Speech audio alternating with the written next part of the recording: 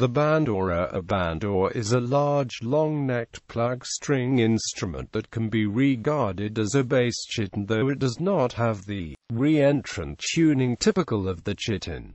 Probably first built by John Rose in England around 1560, it remained popular for over a century. A somewhat smaller version was the orpharion. The Bandora is frequently one of the two bass instruments in a broken consort as associated with the works of Thomas Morley, and it is also a solo instrument in its own right.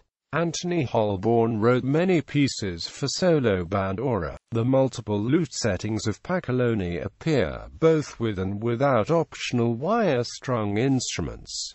Construction and type. The Bandora, though built like a cittern, had 6 or 7 courses of strings tuned in a more lute-like fashion, but without the high D found on a bass lute. In fact, the barring is very close to an orpharion, and closer to contemporary lute than to cittern guitar construction. This creates a proportion closer to present guitar tunings, typically C, D, G, C, E, A, and occasionally a 7th low G string. Thomas Morley calls for a Bandora in his consort lessons. The term Bandore and Bandora were occasionally incorrectly applied to a Ukrainian folk instrument now more commonly known as the Bandora, an instrument with up to 68 strings that differs considerably from the Bandora. During the Renaissance there were no naming conventions and terms were used loosely. The Spanish bandaria, though this term was once also interchangeable, now applies to a treble instrument like a mandolin. A similar confusion as has occurred with mandore, Bandora, mandala. All these instruments are thought to derive the names originally from the ancient Pandura.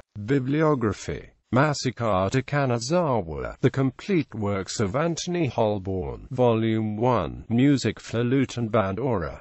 Nordstrom, Lyle. The Bandora. Its Music and Sources.